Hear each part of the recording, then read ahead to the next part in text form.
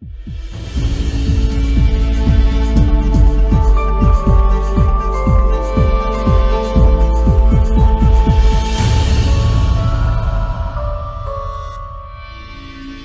nós chegamos à nossa penúltima mensagem no livro de Daniel. Veremos o capítulo 11. Nossa série Permanecendo Fiel em um Mundo Infiel está na sua penúltima mensagem. Com a graça de Deus, domingo que vem, nós a encerraremos. Se você está nos visitando, saiba que é uma prática nossa tirarmos 2 períodos do ano para a gente expor um livro inteiro da Escritura. Está lá no nosso YouTube, você pode depois ouvir as mensagens anteriores. Hoje nós veremos um capítulo gigantesco do livro de Daniel, que é o capítulo 11.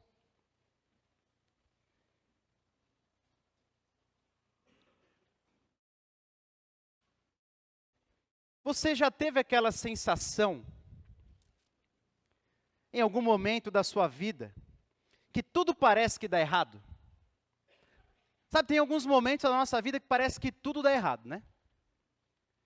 Chega o inverno, a gente fica mais doente, tem que gastar mais dinheiro com remédio, com plano de saúde. Aí bem naquele mês que a gente está apertado, o carro acaba a bateria. Aí você vai para o seu trabalho, passa um dia difícil. Aí você está indo para casa, alguém bate no seu carro. Aí você chega em casa, na hora de entrar no quarto para deitar na sua cama, você bate o seu dedinho na quina da cama. Nossa, ali ninguém é crente, né, quando um negócio desse acontece. Tá, os irmãos sabem que a intenção do coração já conta para pecado, tá? Você pode não falar, mas Deus vê o coração. Claro, eu estou usando exemplos cômicos, mas isso de vez em quando acontece com a gente. Às vezes, a gente não dá risada nenhuma. É uma enfermidade atrás da outra. É uma notícia ruim atrás da outra. E parece que existem aqueles momentos que, assim, a gente se sente igual Jó, guardado as devidas proporções. Parece que não há uma luz no fim do túnel. Parece que só vem luta atrás de luta, e nós nos sentimos como se estivéssemos num oceano, e a cada onda que bate sobre nós, nós afundamos um pouco mais. Já sentiu assim? Você já viu alguém que você olha e fala, meu Deus do céu, como que essa pessoa aguenta enfrentar tanto sofrimento? É um atrás do outro, é uma notícia ruim atrás da outra, é um luto atrás do outro. E a vida, às vezes, parece assim mesmo. E se eu pudesse dar um tema para esse sermão, seria um ditado nosso: nada está tão ruim que não possa piorar. Nada está tão ruim que não possa piorar. Sabe por quê? Daniel havia acabado de ver o seu povo sair do exílio, lá nas terras da Babilônia, que agora estava sob o domínio persa.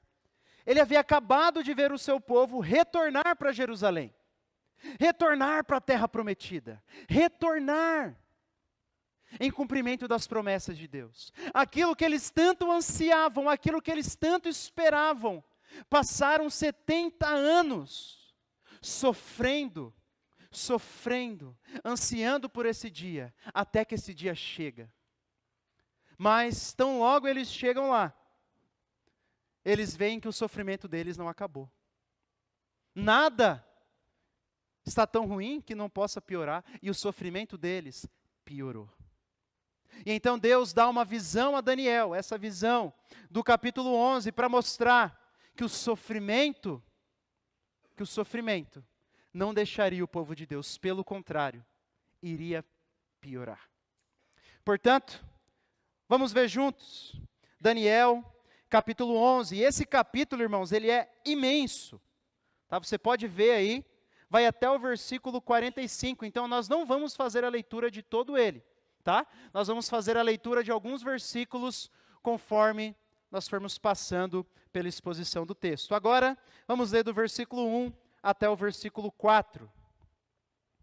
Mas eu, o anjo que estava falando com Daniel, no primeiro ano de Dario, o Medo, me levantei para o fortalecer e animar. E agora, Daniel, eu vou lhe dizer, eis que ainda 3 reis se levantarão na Pérsia, e o quarto será muito mais rico do que todos eles, fortalecido por suas riquezas, e instigará todos contra o reino da Grécia. Depois se levantará um rei poderoso, que reinará com grande domínio e fará o que quiser. Mas no auge do seu poder, o seu reino será quebrado e repartido para os 4 ventos do céu, mas não para a sua posteridade, nem com o mesmo poder com que ele reinou, porque o seu reino será arrancado e passará a outros fora de seus descendentes. Vamos fazer a leitura até aqui, depois a gente lê outra porção do texto. Mas deixe-me te situar, tá? O sermão está dividido em 2 partes, eu vou fazer a exposição, corrida do texto, e depois 2 aplicações para nós. Mas me deixe te situar. Você lembra na semana passada que Daniel orou ao Senhor. E então, um ser glorioso aparece para ele tem a visão de um ser glorioso, que queria lhe trazer uma mensagem, mas Satanás o impediu, lutou contra ele. Lembra disso? Capítulo passado. E então vem Miguel e ajuda nessa batalha, e esse anjo consegue entregar a mensagem para Daniel. E essa então é a mensagem que Satanás não queria que o povo de Deus ouvisse. Essa é a mensagem, essa é a visão agora. Na semana passada foi só o contexto, agora vem o conteúdo. E essa visão de Daniel, ela faz um paralelo com as visões do capítulo 7 e do capítulo 8. Ela diz respeito basicamente aos mesmos acontecimentos históricos. Você lembra das visões do capítulo 7, os 4 animais, o leão com asas, um urso com 3 costelas na boca, um leopardo com 4 cabeças e um outro animal que Daniel não sabia nem com que comparar, está lembrado? Aí no capítulo 8, ele também fala de um bode, de um carneiro, e depois de um chifre, e desse chifre vários outros chifres. Você lembra disso? Se você não lembra, tem a pregação, tá lá no nosso YouTube, você pode rever. Mas são visões das sucessões de reinos que passariam ainda por aquelas terras. O reino persa, depois, começa com o reino babilônico, o império babilônico, depois o império persa, depois o império grego, depois esse império grego ele é dividido em 4 outros impérios, e assim por diante. Mas talvez você possa se perguntar, e eu me perguntei, mas por que outra visão? Se assim, é basicamente a mesma ideia, por que de novo? Por que de novo? E Daniel, ele está recebendo mais uma vez uma visão sobre o futuro, agora com mais detalhes, bem mais detalhes, por isso que o capítulo é longo, mas que fala da sucessão de reinos. E a resposta, ela está no contexto em que essas visões foram dadas. O contexto é muito importante. Em cada visão de Daniel, ele dá o contexto. Olha, volta comigo lá, capítulo 7, versículo 1. A primeira visão dos 4 animais, do leão, do leopardo, do urso. Olha aí, Daniel 7, 1, diz assim: no primeiro ano do reinado de Belsassar, rei da Babilônia, Daniel teve um sonho e visões passaram diante de seus olhos quando ele estava deitado em sua cama. Pode parar aqui. Então a primeira visão aconteceu quando? No reinado de Belsassar, neto de Nabucodonosor. Qual império ainda é aqui? Da Babilônia, exatamente. Agora, olha o capítulo 8. Capítulo 8, versículo 1. No terceiro ano do reinado do rei Belsassar, eu, Daniel, tive uma visão. Ainda no Império Babilônico, mas 2 anos depois da visão anterior. Então veja, Daniel teve essas visões em momentos distintos, mas ainda debaixo do Império da Babilônia. Agora, a visão do capítulo 11 é dado o contexto dela no capítulo 10. Olha o capítulo 10. Que vai falar quando Daniel recebeu essa visão. Daniel 10, versículo 1. Diz assim, ó: no terceiro ano de Ciro, rei da Pérsia, uma palavra foi revelada a Daniel, cujo nome é Beltesazar. Até aqui.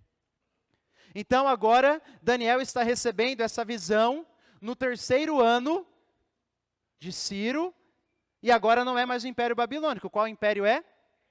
Persa.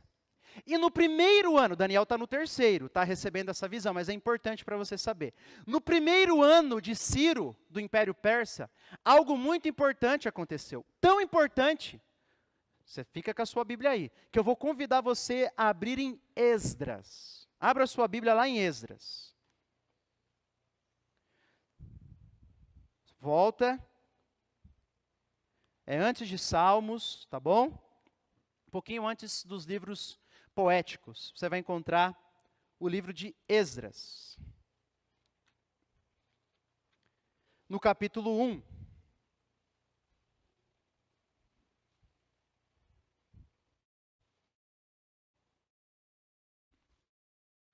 Deixa o seu dedinho lá em Daniel, que nós já vamos voltar, tá bom? Mas, lá no livro de Daniel. Que nós já vamos voltar. Mas fica aí. Esdras, capítulo 1. Versículo 1, diz assim: no primeiro ano do reinado de Ciro, rei da Pérsia, ó o contexto, no primeiro ano de Ciro, rei da Pérsia, para que se cumprisse a palavra do Senhor por boca de Jeremias, o Senhor despertou o espírito de Ciro, rei da Pérsia, que ordenou que se proclamasse em todo o seu reino, e que se pusesse por escrito o seguinte: assim diz Ciro, rei da Pérsia: o Senhor, o Deus dos céus, me deu todos os reinos da terra, e me encarregou de lhe edificar um templo em Jerusalém, que fica em Judá. Aquele dentre vocês que for do seu povo, que o seu Deus esteja com ele, que suba para Jerusalém, que fica em Judá, e edifique a casa do Senhor, Deus de Israel. Ele é o Deus que está em Jerusalém. Então, olha só o que ele diz. No primeiro ano de Ciro, esse rei que derrotou o Império Babilônico, ele permite que os judeus voltassem para Jerusalém para reconstruir o templo. Isso para cumprir a promessa que Deus havia feito para Jeremias. Que maravilha! O que eles aguardaram por tantos anos. O que eles esperavam. Muitos haviam nascido no exílio e haviam apenas escutado histórias de como Nabucodonosor massacrou o povo de Deus, matou o povo de Deus, mas que o Senhor, como disse a Jeremias, depois de 70 anos os levaria de volta para a terra prometida. Imagina o seu coração, como ao ouvir esse decreto de Ciro, se alegraria se você fizesse parte do povo de Deus naquele momento. Mas, nem tudo foram flores. Nada está tão ruim que não possa piorar. Agora vai no capítulo 4 de Esdras. Eles começam a reedificar o templo, então, em cumprimento da promessa de Deus. Mas no versículo 4, do capítulo 4, diz que então o povo da terra começou a desanimar o povo de Judá, perturbando-o no trabalho de construção. Contrataram conselheiros para frustrar o plano deles, até aqui. Então, eles voltam para a terra prometida, mas tão logo eles chegam lá, o que é que eles encontram? Os povos ao redor, principalmente os samaritanos, começam a fazer frente à reconstrução do templo. Começam a tentar com intrigas fazer com que ele não fosse reconstruído. O sofrimento, de novo, volta ao povo de Deus. Então, Daniel recebe essa visão por quê? Você que está com o guia aí. Essa é uma das perguntas. Para que o povo de Deus não tivesse expectativas erradas sobre o futuro. O sofrimento, Deus queria ensinar para o seu povo, o sofrimento faria parte, e assim será até o fim do mundo. O sofrimento faz parte da vida do povo do Senhor. Nós vivemos em um mundo caído, e Deus não queria que o seu povo tivesse falsas expectativas. Deus estava sim cumprindo as suas promessas, mas isso não significava que tudo daria certo para eles. Mas isso não significava que eles não enfrentariam o sofrimento. Pelo contrário, eles enfrentariam e enfrentariam muito. Então é por isso que mais uma visão. Porque veja, o povo de Deus estava lá, feliz. Mas aí eles voltam para a terra e começa a confusão e a perseguição de novo. E eles estavam frustrados provavelmente. Você não estaria? Eu estaria. Então Deus dá essa visão para Daniel, para que o seu povo tivesse expectativas realistas sobre o futuro. O sofrimento não os abandonaria, pelo contrário, continuaria seguindo o povo de Deus. Pode voltar lá para Daniel, mas agora eu espero que tenha ficado claro do porquê Deus deu de novo uma visão para Daniel sobre o futuro. Porque agora o contexto é diferente das outras duas. Daniel está vendo o seu povo, ele já era muito idoso, ele não volta para a terra prometida. Provavelmente ele morre lá na Pérsia. Mas ele vê o seu povo voltando e continuando a sofrer. E então Deus quer que ele anuncie essa visão para que eles aprendam que o sofrimento vai fazer parte da história deles e também da nossa, como povo do Senhor.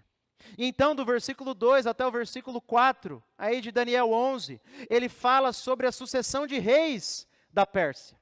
E ele diz que ainda outros 3 reis se levantarão depois de Ciro. Outros 3 reis. Daniel está falando anteriormente. Né? Daniel está dando uma profecia aqui. E aconteceu exatamente assim. Outros 3 reis vieram depois de Ciro. Até que o último rei, por causa da sua riqueza, do seu poder, ele instiga o seu reino a lutar contra o império da Grécia. Está escrito aí no versículo 3. Deixa-me dar uma curiosidade histórica. Eu amo história, não sei vocês, mas é legal.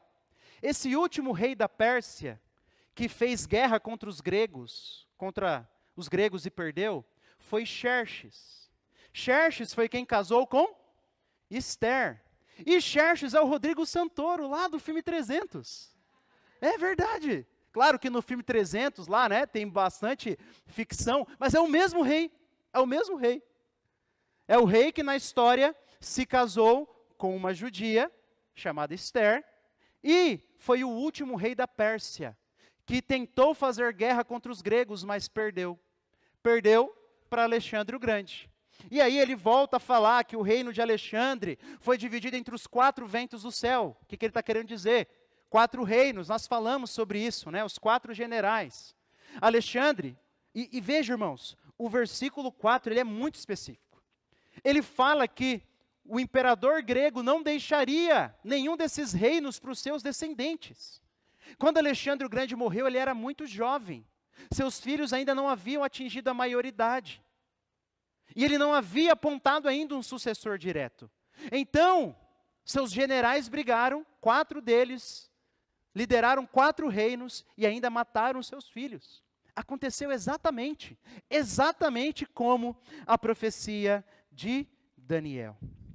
E depois, do versículo 5 ao versículo 20, agora ele vai falar sobre 2 reinos. Olha só o versículo 5. O rei do sul será forte, mas um dos seus príncipes será mais forte do que ele, e reinará, e será grande o seu domínio. Mas depois de alguns anos, eles se aliarão um com o outro. A filha do rei do sul casará com o rei do norte, para estabelecer a concórdia e assim por diante. Então agora ele fala sobre 2 reinos específicos.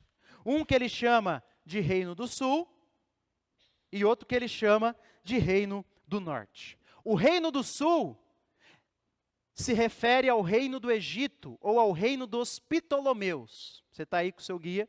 Reino dos Ptolomeus, o reino do sul. E o reino do norte é o reino da Síria, ou o reino dos Seleucidas. Tá bom? O reino... Peraí, que eu confundi, tá? Reino do sul é o Egito. Reino do sul é o Egito, porque o Egito fica embaixo de Israel. Tá? Confundi aqui. Reino do sul é o Egito e o reino do norte é a Síria. Fica acima da terra prometida. E ele vai falar sobre as intrigas desses reinos. Reino do sul, no Egito, os Ptolomeus e os Seleucidas lá no norte. E eles ficam brigando Uma hora um briga com um, outra hora outro briga com o outro, eles tentam fazer a paz. Por isso que nós não vamos ler. Não daria para a gente passar versículo por versículo. Senão, a gente vai ficar aqui até amanhã. Até amanhã. Mas sabe o que é interessante? Esse reino do sul, o reino dos Ptolomeus, a última rainha desse reino foi alguém que você também conhece. A rainha do Egito, Cleópatra. Foi a última rainha desse reino do sul aqui. Lá no versículo 17, ele fala sobre uma rainha, que foi também ancestral dessa rainha Cleópatra. Tá? Mas esse reino do sul, o reino do Egito, dominou por algum tempo a terra de Israel. E geralmente eles eram bem amigáveis com os judeus. Já o reino da Síria, o reino do norte, dos Seleucitas, não era tão amigável assim. E agora, Daniel, no versículo 21 e o versículo 22, ele vai falar sobre alguém que surgiria desse reino do norte, do reino da Síria, que perseguiria terrivelmente o povo de Deus. Olha o versículo 21. Depois se levantará em seu lugar um homem desprezível, ao qual não tinham dado a dignidade real. Mas ele virá de surpresa e tomará o reino com intrigas. Exércitos serão arrasados diante dele, serão esmagados, inclusive o príncipe da aliança. Então, diz o texto do versículo 21, que se levantará um homem desprezível. Um homem desprezível que matará inclusive, que perseguirá inclusive o príncipe da aliança, provavelmente aqui uma referência ao sumo sacerdote, lá da nação de Israel. E esse rei perseguiria implacavelmente o povo de Deus. Nós já falamos sobre quem é esse rei, esse homem desprezível. Antíoco IV Epifânio. Antíoco Epifânio, um dos reis da Síria, do Império Seleucida, que tentou destruir a nação de Israel, que tentou destruir o povo de Deus. Olha o versículo 31, meu irmão. Forças serão enviadas por ele, profanarão o santuário e a fortaleza, acabarão com o sacrifício diário, estabelecendo a abominação desoladora. Esse homem perseguiu terrivelmente os judeus naquele período. Ele proibiu, eu já falei um pouco dele aqui. Ele proibiu que crianças fossem circuncidadas, e você sabe que isso é algo caro para um judeu. Fazia parte do pacto de Deus desde Abraão.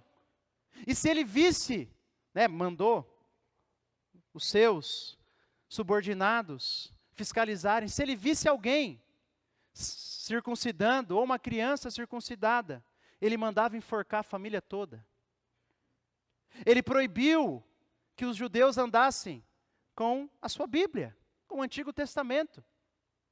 Ele acabou com os sacrifícios diários. E dentro do templo de Jerusalém, o templo que começou a ser reconstruído, lá por Esdras, ele erigiu altares a outros ídolos, erigiu um altar a Zeus e sacrificou animais impuros lá dentro. Algo inimaginável. Inimaginável para um judeu que servia o Senhor, que amava o Senhor. Ele mandou matar, diz que em 3 dias ele matou 40.000 e outros 40.000 ele escravizou, vendeu como escravos. Esse homem foi terrível para o povo do Senhor. E o texto, ele vai seguindo. E depois de falar, dá vários detalhes dessa época de perseguição do povo de Deus. A partir do versículo 36, algo interessante acontece. E agora eu convido você a ler comigo a partir do versículo 36. Mas não perca. Não perca aqui onde nós estamos. Ele falou dos reis da Pérsia, ele falou dos gregos, depois da divisão, e focou em 2 reinos. Reino do norte, reino do sul. Tá? Reino do norte aqui, Síria, reino do sul, Egito. Do reino do norte veio alguém, Antíoco Epifânio, que começou a perseguir terrivelmente o povo de Deus.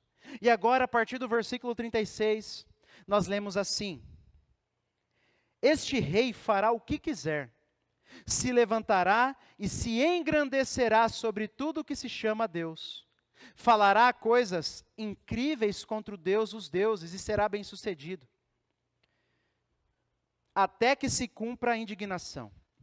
Porque aquilo que está determinado será feito. Não terá respeito aos deuses dos seus pais, nem ao Deus que as mulheres preferem, nem a qualquer Deus, porque se engrandecerá acima de tudo. Mas em lugar dos deuses honrará o Deus das fortalezas, um Deus que os seus pais não conheceram, honrará com ouro, com prata, com pedras preciosas e objetos de valor. Com o auxílio de um Deus estranho, atacará as mais poderosas fortalezas, e aos que o reconhecerem multiplicará a honra, e os fará reinar sobre muitos, e lhes repartirá a terra por um preço. Olha o versículo 40 agora. No tempo do fim, o rei do sul lutará contra ele, e o rei do norte arremeterá contra ele com carros de guerra, cavaleiros e com muitos navios, e entrará nas suas terras, e as inundará e passará. Entrará também na terra gloriosa, terra de Israel, e muitos sucumbirão, mas Edom, Moabe e as primícias dos filhos de Amon escaparão do seu poder. Estenderá as suas mãos contra as terras, e nem mesmo a terra do Egito escapará. Tomará posse dos tesouros de ouro e de prata e de todas as coisas preciosas do Egito. Os líbios e os etíopes o seguirão, mas será perturbado por rumores vindos do Oriente e do Norte, e sairá com grande furor para destruir e exterminar muitos. Armará suas tendas palacianas entre o mar e o glorioso Monte Santo, mas chegará ao seu fim, e não haverá quem o socorra. Agora aqui, acontece algo assim um pouco misterioso no texto. Porque Daniel, parece que recebendo a visão do anjo, está escrevendo ainda sobre Antíoco Epifânio. Mas ele não tem mais tanto a exatidão histórica que nós sabemos que aconteceu com Antíoco Epifânio. E ele começa a falar de coisas que os estudiosos vão dizer que se referem ao homem da iniquidade, aquele que virá antes do retorno de Cristo, que alguns chamam de anticristo. Veja, não é incomum isso acontecer em profecias. Se você lê Mateus capítulo 24, por exemplo, quando Jesus dá o sermão profético, você vê que ele se refere ali à queda de Jerusalém, mas também ao fim do mundo. E nós não temos com certa clareza o que se refere a um ou o que se refere a outro, com tanta clareza quanto a gente gostaria. Aqui a gente vê algo parecido. Daniel provavelmente está falando algumas coisas de Antíoco, mas que se misturam com alguém que será mais terrível que Antíoco. E por que ele faz essa mistura com esse homem da iniquidade, que vai se levantar lá no último dia? Bom, porque Antíoco é alguém que representava esse homem. Era alguém que mostrava o quão terrível será a perseguição que o povo de Deus sofrerá, quando esse homem, o homem da iniquidade, que Paulo fala sobre ele, lá em Tessalonicenses, que Apocalipse fala sobre ele, se levantar sobre a terra para perseguir o povo de Deus mais uma vez. Então Daniel termina essa parte do capítulo 11, falando ainda alguns detalhes sobre o Antíoco, mas provavelmente alguém que será mais terrível que Antíoco, alguém que ainda não veio, que virá. Mas ele termina no versículo 45, falando que ele também seria destruído. Então veja, olha só o que Deus queria mostrar para o seu povo. Israel, vocês estão voltando para a terra. Vocês estão sofrendo, mas deixa eu contar uma coisa para vocês. Vocês ainda sofrerão muito mais. E não apenas Israel. Não apenas Israel. Porque o olhar de Daniel se volta para o futuro. E agora o povo de Deus é formado de judeus e gentios.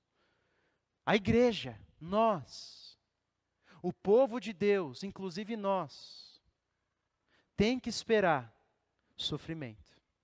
Sofrimento faz parte da nossa vida enquanto povo de Deus nessa terra. Porque o nosso lar não é aqui agora. Nós vivemos em um mundo caído. Um mundo em que as pessoas que não conhecem esse Senhor o odeiam. Um mundo que olha para nós como inimigos. Então o sofrimento faz parte. Nós temos que esperar por isso, mas ele teria um fim. E nós focaremos esse fim lá no capítulo 12, na semana que vem, porque Daniel vai falar como esse sofrimento vai acabar. Mas veja, meu irmão, esse é o texto. Deus estava querendo mostrar para o seu povo que o sofrimento continuaria, e não só continuaria, mas haveria momentos que ele pioraria. Chegaria o fim, sim, mas antes do fim, as coisas iriam piorar. Nada está tão ruim que não possa piorar. E agora, eu gostaria de ir para as aplicações. E geralmente nas aplicações, nós vemos aplicações como imperativos para a nossa vida, ordens do texto para nós. Mas enquanto eu estava meditando nesse texto, meu irmão, esse texto assim, ele fez duas grandes perguntas para mim. Era como se enquanto eu estivesse lendo as Escrituras, lendo esse texto, duas grandes perguntas incomodaram o meu coração. E o Senhor as usou para falar comigo. E portanto as aplicações aqui eu gostaria de usar essas duas perguntas como reflexão para a sua vida, para as nossas vidas, para que o Senhor também possa falar com você. E a primeira grande pergunta que esse texto nos faz é: será que eu confio mesmo no Senhor? Meu irmão, você confia mesmo no Senhor? Para pensar nessa pergunta. Você confia mesmo em Deus? Mais uma vez, eu sempre gosto de fazer isso. Pensa que você é um leitor original de Daniel. Você é um judeu que voltou ou que viu seu povo voltar para a terra prometida, que estava ansioso por esse grande dia chegar, mas o sofrimento vem como um grande balde de água fria. E aí você fica frustrado, e você começa a se fazer perguntas para Deus, perguntas que eu e você fazemos no sofrimento. Por que, Senhor? Por quê? Depois de tanto sofrimento, 70 anos sofrendo, a gente volta, o Senhor cumpre a sua promessa maravilhosa, e a gente continua sofrendo. E aí vem Daniel, um grande ancião do povo, e ele aparece respeitado lá na Pérsia entre o povo de Deus, e ele aparece e entrega uma mensagem. Ele fala: olha, reúne aí o povo de Deus, porque Deus me entregou uma mensagem, eu quero passar para vocês. E aí vocês escutam essa mensagem. Olha, o sofrimento não vai acabar. O sofrimento não vai acabar, vai continuar. O que é que você sentiria? Talvez eu e você sentiríamos ainda mais indignação. Quem é que gostaria de ouvir: olha, a sua vida vai ser marcada por sofrimento atrás de sofrimento? Quem que gostaria de ouvir isso? Ninguém. Ninguém. Ninguém. Mas é fácil confiar no Senhor quando tudo vai bem. É fácil. É fácil confiar no Senhor quando nós achamos que Ele vai nos dar somente coisas boas. É muito fácil. É fácil de crer em Deus quando na maioria das vezes nós temos expectativas de que Ele vai fazer o que a gente espera, ou infinitamente mais do que aquilo que pedimos ou pensamos. Não é assim que a gente usa esse texto?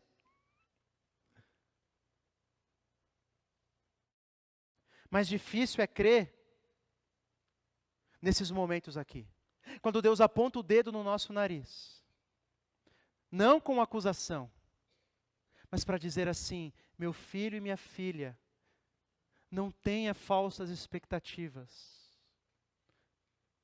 A sua vida, por mais que seja marcada por alegrias nesse mundo, também será marcado por grande tristeza. Difícil é crer no Senhor quando escutamos isso. Todos nós conhecemos a história de Jó, todos nós. Mas o fato é que no fundo, a gente acha que nunca vai acontecer com a gente. É ou não é? A gente acha que nunca vai acontecer com a gente. Mas quem disse? Quem disse? Irmãos, nós precisamos aprender a crer no Senhor, principalmente a confiar nele nos tempos difíceis, nos tempos de dor.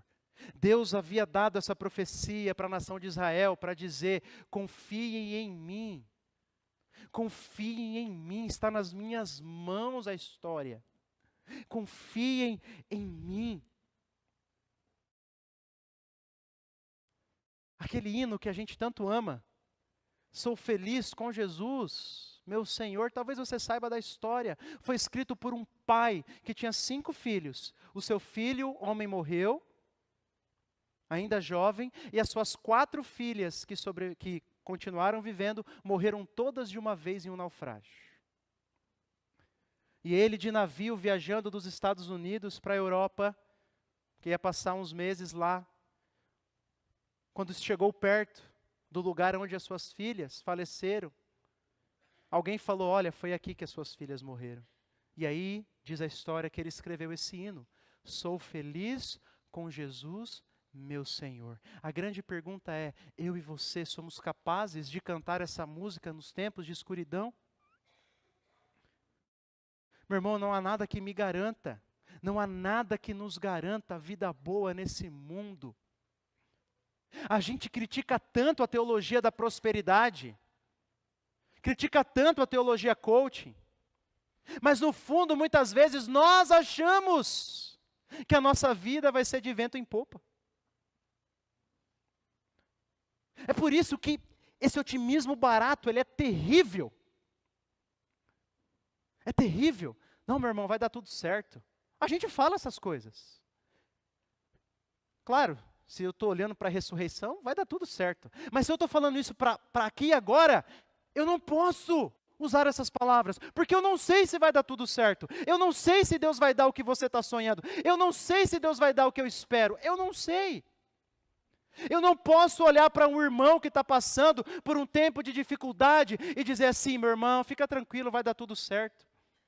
Quem é você? Meu irmão, fica tranquilo, vai vir a vitória. Quem falou? Quem falou? Não há nada que nos garanta que nós não enterraremos, que eu não enterrarei os meus filhos como Jó, nada. Nada que me garanta que eu viverei uma vida boa e tranquila até o fim dos meus dias, nada. Mas eu sou chamado a confiar no Senhor, mesmo assim.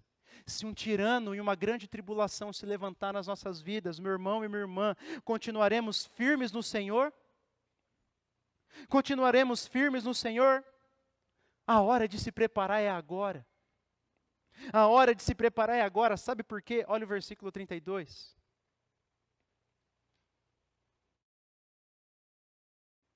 Com lisonjas, Antíoco Epifânio perverterá aqueles que violaram a aliança, mas o povo que conhece o seu Deus se tornará forte e ativo. Veja, quando a perseguição caiu sobre o povo de Deus, 100 e tantos anos antes de Jesus, com Antíoco Epifânio, 2 grupos de pessoas apareceram. O grupo daqueles que permaneceram firmes com o Senhor, e o grupo daqueles que violaram a aliança e abandonaram o seu Senhor. Meu irmão, olha para dentro do teu coração e faça a seguinte pergunta: será que eu confio no Senhor? Será que se uma grande tribulação viesse na minha vida, eu estaria com qual grupo? Com qual? Com aqueles que permaneceram diante de Deus? Ou não? Será que se o Senhor tirar aquilo que é mais valioso para mim e para você, eu vou dizer como Jó: Deus deu, Deus tomou, bendito seja o nome do Senhor? Será? Essa profecia era um convite para o povo de Deus, é um convite para mim e para você. É Deus dizendo: confiem em mim. Confiem em mim. E talvez você possa se perguntar: mas como? Como que eu posso confiar em Deus sabendo que nem tudo vai dar certo? Bom, Daniel nos mostra que precisamos nos lembrar que Ele governa sobre tudo. A gente acabou de ver. Mas há uma segunda maneira que esse texto nos ensina de como nós podemos crescer em confiança diante do Senhor. E essa é a segunda pergunta agora. Porque no versículo 32, chama a tua atenção de novo, versículo 32 diz que com lisonjas perverterá aqueles que violaram a aliança, os que o abandonaram. Mas quem permaneceu firme, o que diz o texto aí? O povo que conhece o seu Deus. Sabe quem permaneceu firme? Sabe quem continuou confiando no Senhor? O povo que conhecia o seu Deus verdadeiramente. E conhecer nas Escrituras é muito mais do que um conhecimento intelectual. É um conhecimento pessoal de experiência. A nossa visão como igreja começa a conhecer a Deus. Tem justamente essa ideia. Conhecer Deus de fato e de verdade.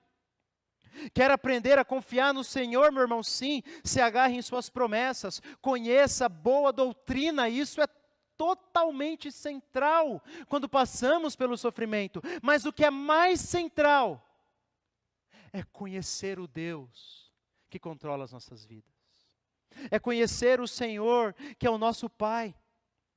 Você sabe do que eu estou falando? Às vezes no meio do sofrimento a gente conhece a boa doutrina, não conhece?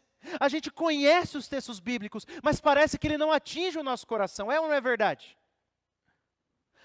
Às vezes o nosso problema não é que a gente não sabe, a gente sabe que Deus é soberano, a gente sabe que Deus cuida de nós, a gente sabe que Deus nos ama, mas às vezes parece que isso não atinge o nosso coração.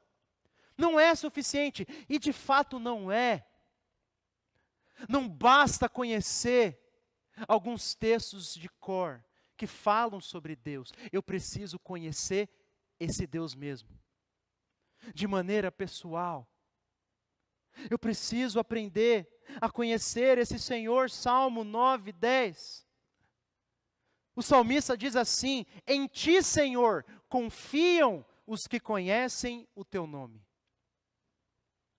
Porque tu, Senhor, não desamparas os que te buscam. Em ti, Senhor, confiam os que conhecem o teu nome. O que ele está dizendo? Que para eu confiar no Senhor, eu preciso conhecê-lo. Conhecê-lo de fato e de verdade. Jeremias 9, 23, assim diz o Senhor: não se glorie o sábio na sua sabedoria, nem o forte na sua força, nem o rico nas suas riquezas, mas aquele que se gloria, glorie-se nisso, no quê? Em me conhecer. Em me conhecer. Sabe por quê? Porque o sábio não deve se gloriar na sabedoria, porque no tempo de sofrimento a sabedoria pode não ser suficiente. Sabe por que o forte não deve se gloriar na sua força? Porque no tempo do sofrimento pode ser que a sua força não sirva para nada. Sabe por que o rico não deve se gloriar nas suas riquezas? Porque o dinheiro ainda não tem a cura para a maioria das doenças desse mundo, e não tem a cura para a alma. Mas há um Deus que pode todas as coisas. Há um Deus que nos sustenta em meio ao sofrimento. Há um Deus que tem as nossas vidas em suas mãos. É esse o Deus que nos sustenta em meio à dor e à luta. E é por isso que o Senhor diz: quer se gloriar em alguma coisa, se glorie em me conhecer. Se glorie em me conhecer. Se glorie em me experimentar. Meu irmão, você faz isso? Você pode dizer que você conhece o seu Deus? Você pode dizer isso? Você pode dizer que tem uma vida de relacionamento com Deus? Qual foi a última vez que você fechou a porta do seu quarto, dobrou os seus joelhos e experimentou a presença de Deus? Qual foi? Qual foi a última vez que aqui no culto você veio com a expectativa de experimentar o Senhor? E por meio das músicas, da pregação, das orações, da ceia, você experimentou a Deus? Qual foi a última vez? Não confunda conhecimento acerca de Deus com o conhecimento de Deus. Você pode saber muitas coisas acerca de Deus, mas ainda assim jamais tê-lo conhecido. Mas ainda assim jamais tê-lo conhecido. Conhecer a Deus envolve experimentá-lo, buscá-lo, amá-lo. E só gente que caminha com Deus confia nele. Veja, digamos que eu conheço uma pessoa extremamente confiável, mas eu conheci ela no primeiro dia e ela fala assim: Léo, me empresta a chave do carro. Para quê? Onde você vai? O que você quer? Por quê? Eu não a conheço. Ela pode ser a pessoa mais confiável do mundo, mas eu nunca andei com ela. Agora vem o meu pai, fala: filho, me empresta o carro.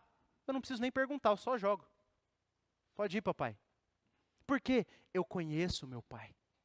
A outra pessoa pode ser tão digna de confiança quanto o meu pai, mas eu não a conheço. Por isso que muitas vezes a nossa falta de confiança não vem de não conhecermos as Escrituras. Às vezes é, mas às vezes não é. Às vezes é porque não conhecemos Deus. É porque não conhecemos o Deus a quem dizemos que adoramos. É porque nunca o experimentamos de verdade. Veja, meu irmão, é maravilhoso saber que Deus é amor, é maravilhoso, mas mais maravilhoso é dobrar os seus joelhos e dizer: Senhor, que eu experimente esse amor. É maravilhoso saber que Deus é soberano, mas mais maravilhoso é você falar assim: Senhor, que eu experimente a tua soberania. É maravilhoso saber que Deus é santo, mas mais maravilhoso é experimentar isso na sua própria vida. Há uma grande diferença entre conhecer acerca de Deus e conhecer o próprio Deus. E como nós podemos fazer isso? Buscar o Senhor, experimentar o Senhor. A Bíblia apresenta 3 caminhos para nós. O primeiro é o caminho da oração. Meu irmão, como está a sua vida de oração? Daniel era um homem de oração, era alguém que confiava em Deus, e um dos motivos era por quê? Porque ele orava. Talvez você não esteja com a sua confiança posta no Senhor, porque você não ora. E se você não ora, você não experimenta. Uma outra maneira é pela palavra, mas não é lendo a Bíblia simplesmente como um livro comum, mas como a palavra do próprio Deus para mim. Como a palavra do próprio Deus para mim. Se isso aqui, meu irmão, presta atenção aqui, ó. Se isso aqui é a palavra do próprio Deus para mim, deveria ter um valor muito mais alto na minha vida. Para quem tem mais de 2 anos de conversão, 3 anos de conversão, você já leu esse livro inteiro? É o livro do seu Deus, do seu Pai falando com você. Qual é o valor que você dá para esse livro? Eu preciso ler, como diziam os puritanos, esse livro como uma carta de amor do meu pai para o seu filho precioso. Está vendo o problema? A gente não experimenta Deus, porque às vezes a gente lê a Bíblia mais para aprender a debater com os outros, do que para conhecer o nosso Deus. E há uma terceira maneira, com seu povo. Com seu povo. Nós experimentamos Deus quando estamos reunidos com o seu povo. Eu falei isso na semana passada. Nós enfatizamos e pedimos, e a palavra de Deus ordena a estarmos todo dia do Senhor com o povo do Senhor. Mas nós não estamos aqui apenas porque a Bíblia manda, nós estamos aqui porque nós cremos que o Senhor está de maneira especial aonde o seu povo está reunido. Deus está onde o seu povo está reunido. Então eu vou para o culto, não porque apenas é um mandamento, não porque apenas não existe culto online, não porque apenas, eu quero sair com o povo depois, eu quero abraçar o meu irmão. É maravilhoso. A gente pode vir para o culto com esses desejos, com certeza. Mas mais do que tudo eu venho porque eu quero experimentar o Senhor. Talvez eu não sinta, mas eu sei que Ele vai me abençoar, porque Ele caminha no meio da igreja. Lembra de Jesus falando para as igrejas de Apocalipse? Ele caminhava no meio da igreja. Aonde o povo de Deus está, o Senhor está. Então essas são as maneiras que nós conhecemos a Deus para podermos crescer em confiança no Senhor. Meu irmão, o Senhor é tudo o que temos. O Senhor é tudo o que precisamos. Nós precisamos crer nele, confiar nele. O sofrimento vai fazer parte da nossa vida, talvez você vai sofrer mais ou menos, mas vai. E uma pergunta que pode às vezes surgir é, mas qual a vantagem então de seguir a Deus? Já se fez essa pergunta? Qual é a vantagem? O crente morre e o descrente morre. O descrente fica doente, o crente também fica doente. O descrente passa por apertos financeiros, o crente passa por apertos financeiros. Qual é a vantagem então de seguir a Deus? A vantagem é o próprio Deus. É o próprio Deus. Por mais que o descrente e o crente sofram com angústias da alma, o descrente não tem ninguém a quem chorar. Não tem ninguém a quem correr. Nós temos o Senhor, Ele é o nosso Pai bendito que nos ama com amor eterno, aquele que nos carrega em seus braços como ovelhas, o seu aprisco. Ele é o nosso Pai querido que nos adotou antes da fundação do mundo, que nos amou com amor eterno e benignidade nos atraiu.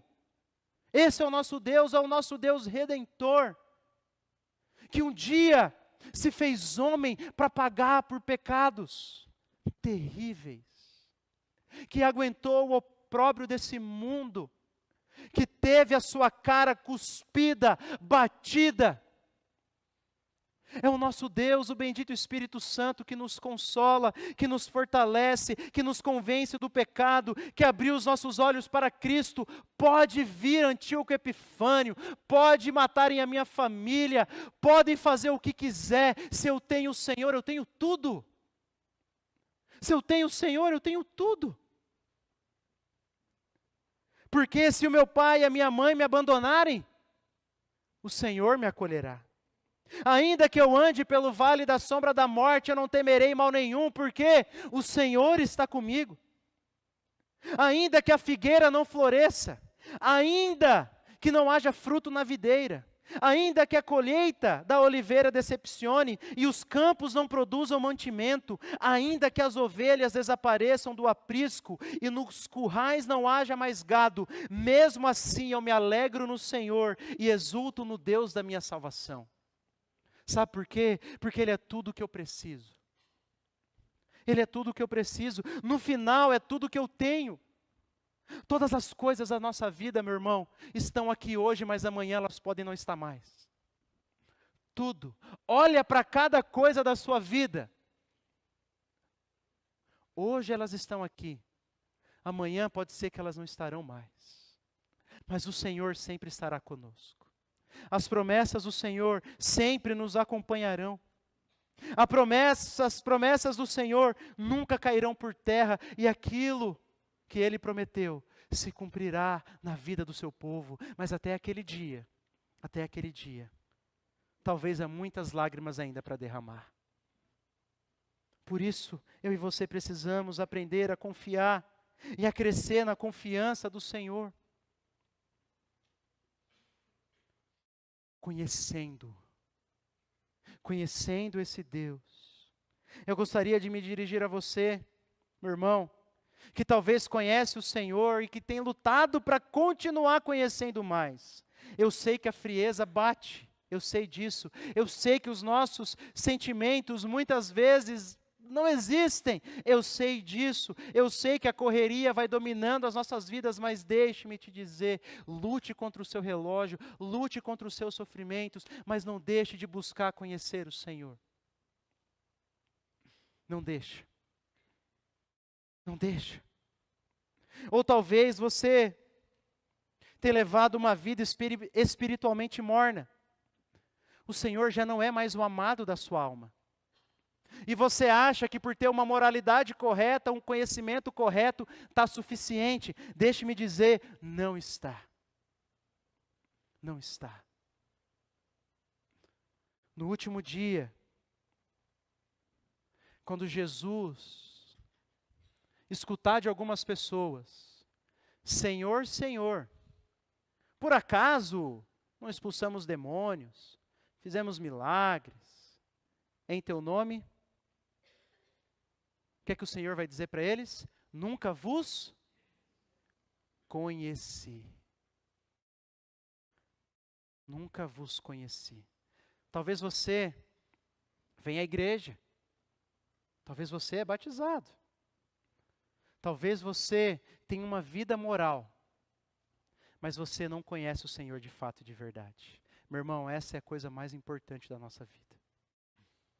Se você nunca conheceu o Senhor, que me escuta aqui nessa noite, que você possa fazer e clamar a Ele nesse momento. Não existe nada mais maravilhoso do que o Senhor. Ninguém pode te satisfazer mais do que Ele. Nenhuma alegria é maior do que o Senhor pode te dar. Que você possa buscá-lo e conhecê-lo. E eu termino com as palavras de Oséias, capítulo 6. Conheçamos e prossigamos em conhecer o Senhor. Amém?